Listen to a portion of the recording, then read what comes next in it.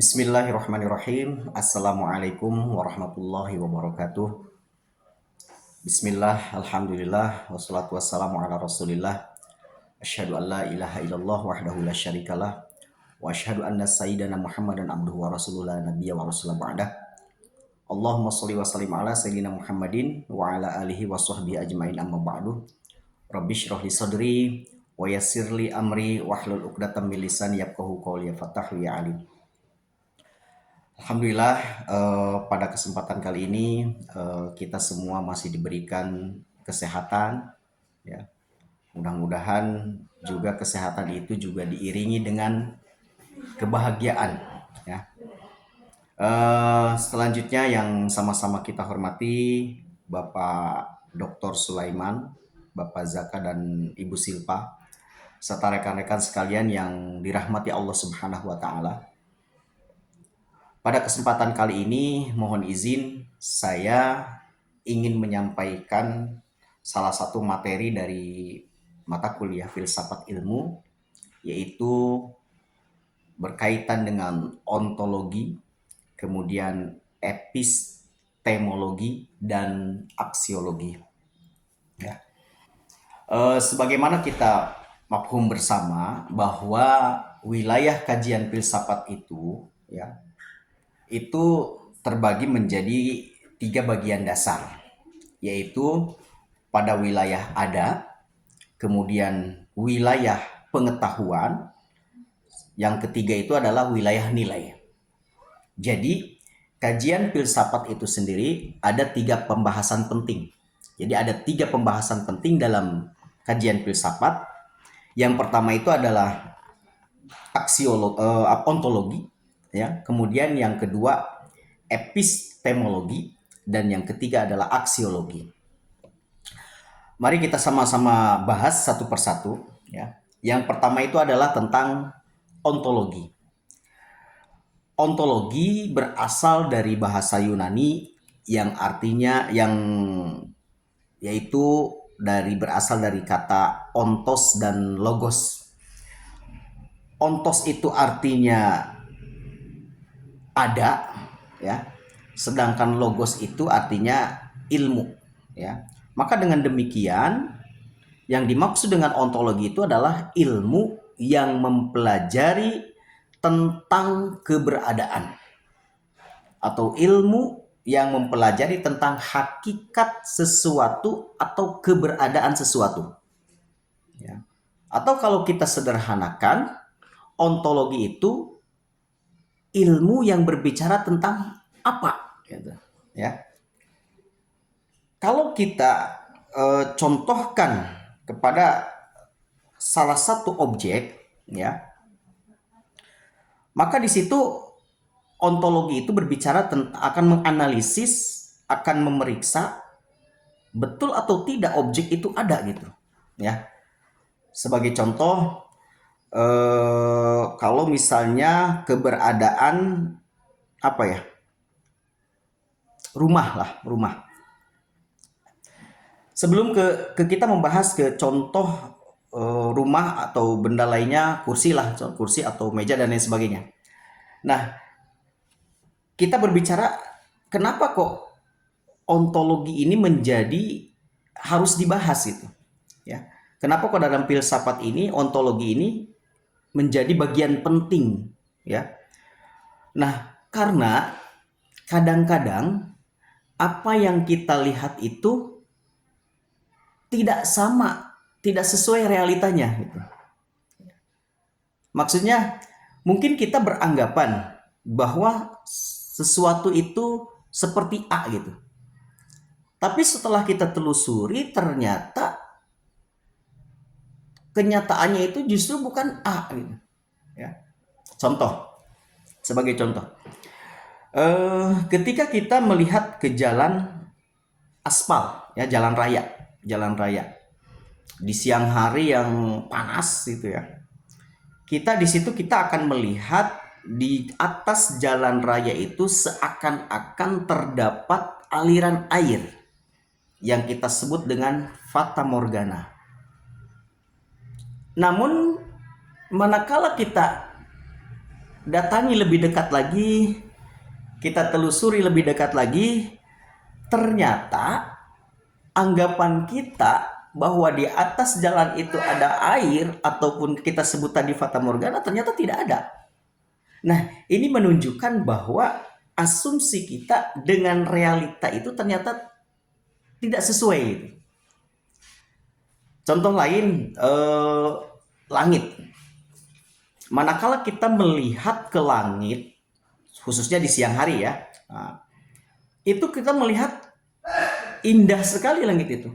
Ya, langit itu hanya seolah-olah hanya unsur yang ada di langit itu hanya sebatas awan, awan putih. Kemudian ada juga langitnya itu berwarna biru gitu. Ya.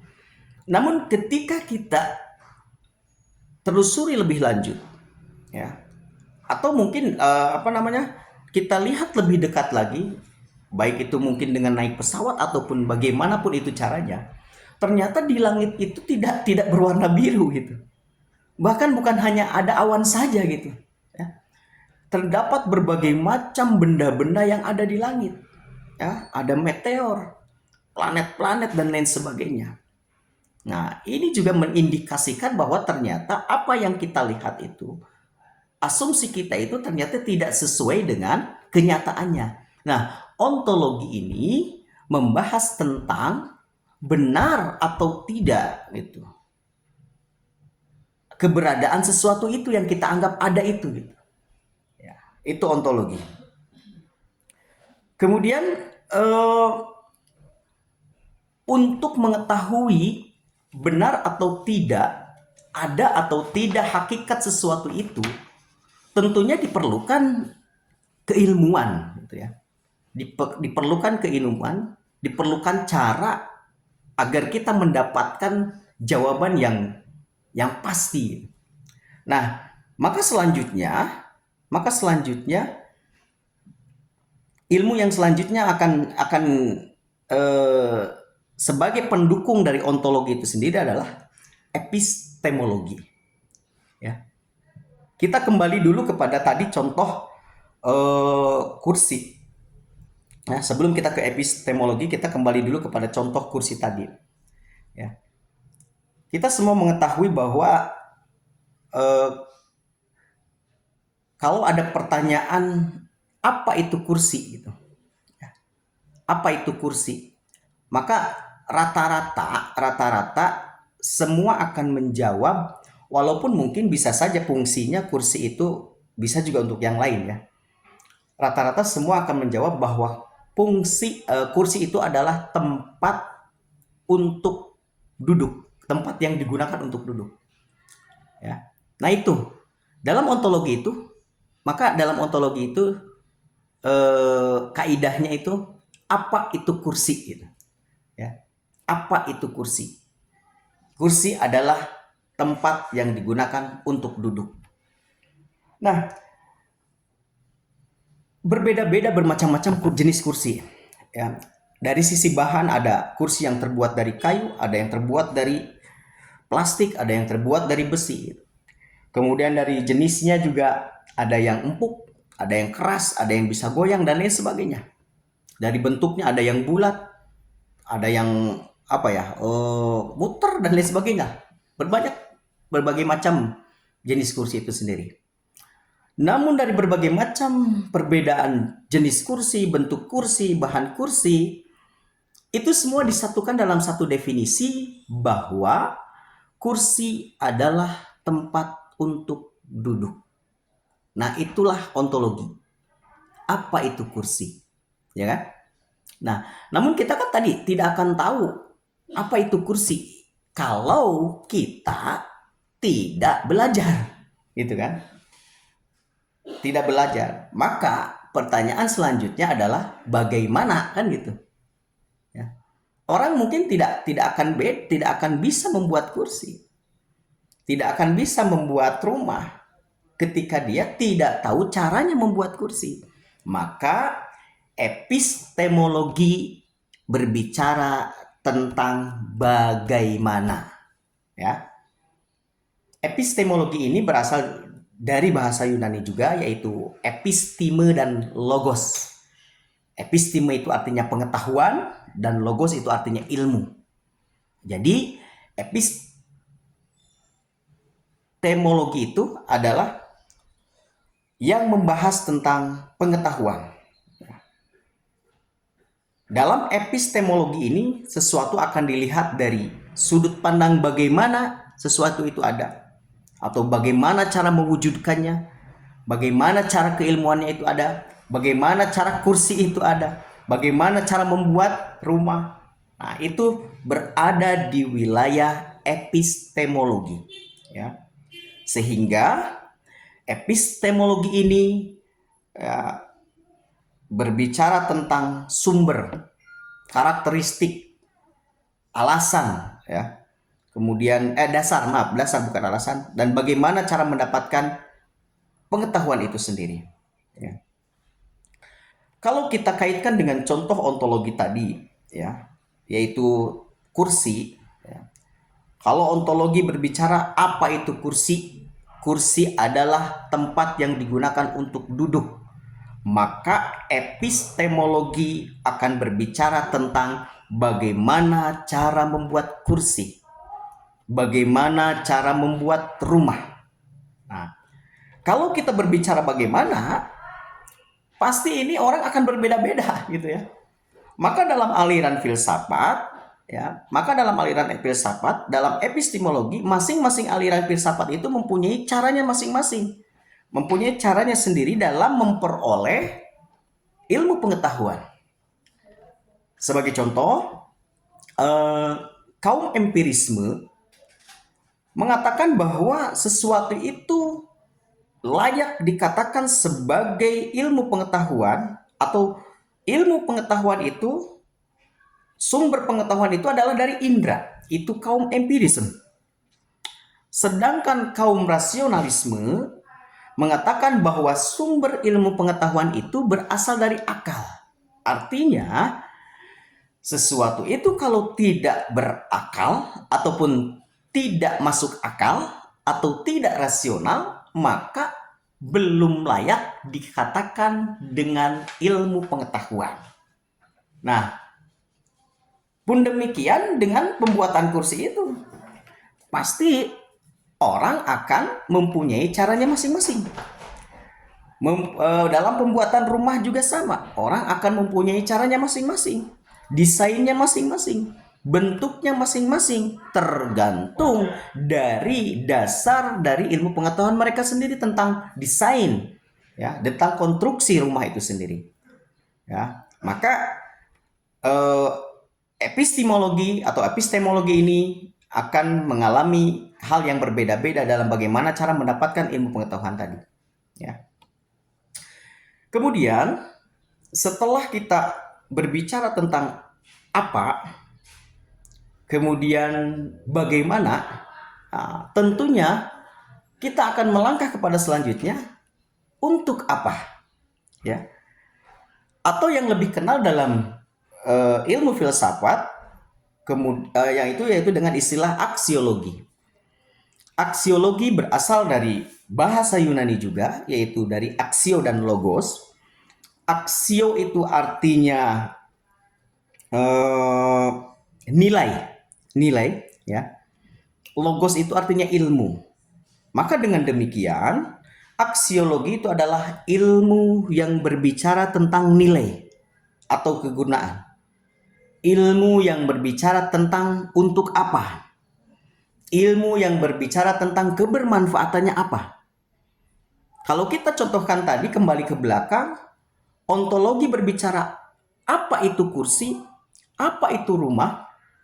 Epistemologi berbicara tentang bagaimana cara membuat kursi, bagaimana cara membuat rumah, bahannya apa untuk membuat kursi, bahannya apa untuk membuat rumah. Maka aksiologi berbicara tentang untuk apa itu kursi, untuk apa rumah, apa kegunaan kursi, apa kegunaan rumah. Nah, itu aksiologi. Nah, berbicara tentang nilai, itu tentunya harus bermanfaat, ya, harus bermanfaat. Maka berbicara tentang nilai atau berbicara tentang aksiologi itu, aksiologi dibagi menjadi dua, yaitu nilai etika dan nilai estetika. Yang pertama, nilai etika. Apa yang dimaksud dengan nilai etika? Yang dimaksud dengan nilai etika adalah bahwa ilmu pengetahuan itu ataupun objek itu, ya, harus bernilai moral. Artinya harus bermanfaat, harus baik manfaatnya gitu. Ya. Termasuk dengan ilmu pengetahuan. Ilmu pengetahuan yang tercipta itu sejatinya harus bernilai etika, harus bermanfaat. Kalau seandainya ilmu pengetahuan itu ternyata manfaatnya hanya akan merusak, hanya akan menindas orang lain, hanya akan menghancurkan dan lain sebagainya, maka sejatinya ilmu itu tidak usah digunakan. Kenapa? Karena secara aksiologi nilai itu tidak bernilai etika. Ya. Kemudian yang kedua, nilai itu harus bernilai estetika atau keindahan. Maksudnya apa? Indah. Orang yang berpengetahuan itu, ya, sejatinya orang yang berilmu pengetahuan itu akan mempunyai keindahan. Kalau yang berkaitan dengan alam tentunya akan indah alamnya. Kalau dalam berkaitan dengan kepribadian maka akan indah kepribadiannya. Ya. Maka betul, semakin tinggi orang berilmu pengetahuan, maka akan semakin bijak. Maka dia akan lebih bisa menciptakan harmonisasi. Ya. Sebagai contoh, ya, kita melihat fenomena di Indonesia selalu hampir setiap tahun itu pasti akan ada perbedaan dalam penentuan awal Ramadan dan awal Syawal atau Idul Fitri atau juga Idul Adha, ya. Cuma yang paling sering itu antara awal Ramadan dan dan Idul Fitri yang terasa banget lah keperbedaannya. Ya, dari Ormas NU menggunakan Ru'yatul Hilal, kemudian dari Muhammadiyah menggunakan metode hisab. Ada juga yang menggunakan metode kalender Romawi menghitungnya. Kemudian juga ada yang menggunakan dengan mengacu kepada waktu terjadinya gelombang lautan dan angin berhembus yang di lautan dan lain sebagainya itu. Nah, ketika kita tidak berilmu pengetahuan dalam hal ini yang berkaitan dengan penentuan awal bulan Ramadan atau bulan Syawal itu sendiri, mungkin orang akan dengan mudah menjustifikasi bahwa itu adalah salah. Itu tidak sesuai dengan aturan, itu tidak sesuai dengan ajaran Islam. Ya. Kenapa? Karena kedangkalan, karena keterbatasan keilmuan yang mereka punya gitu. Namun manakala orang itu berilmu pengetahuan, mereka tahu bahwa memang dalam menentukan awal bulan itu tidak hanya satu kategori aja atau tidak satu cara saja. Apalagi lebih dalam lagi dia mengetahui cara Ru'yatul Hilal bagaimana, metode hisab bagaimana, atau metode lainnya juga seperti apa. Saya yakin, ya, ketika dia mengetahui ataupun dia menguasai, mempunyai ilmu pengetahuan tentang itu, maka saya yakin dia tidak akan mudah menjustifikasi bahwa ketika ada perbedaan itu adalah sebuah kesesatan. Nah, itulah yang dinamakan dengan keindahan. Jadi orang yang berpengetahuan itu akan menciptakan kebijakan. Ketika menciptakan kebijakan akan menimbulkan kedamaian, keharmonisan. Ketika tumbuh keharmonisan akan menimbulkan kedamaian. Dan ketika tumbuh kedamaian maka akan terlihat sebuah keindahan walaupun di tengah-tengah keberbedaan. Jadi simpelnya, ontologi itu apa? Apa itu kursi? Apa itu rumah? Epistemologi itu bagaimana? Bagaimana cara membuat kursi? Bagaimana cara membuat rumah? Dan aksiologi itu berbicara tentang nilai, manfaat. Untuk apa kursi? Untuk apa rumah? Apa manfaatnya? Apa kegunaannya kursi atau apa kegunaannya rumah? Itu saja yang ingin saya sampaikan. Mudah-mudahan ada manfaatnya. Kurang dan lebihnya mohon maaf. Hadanallahu wa iyyakum ajmain. Wassalamualaikum warahmatullahi wabarakatuh.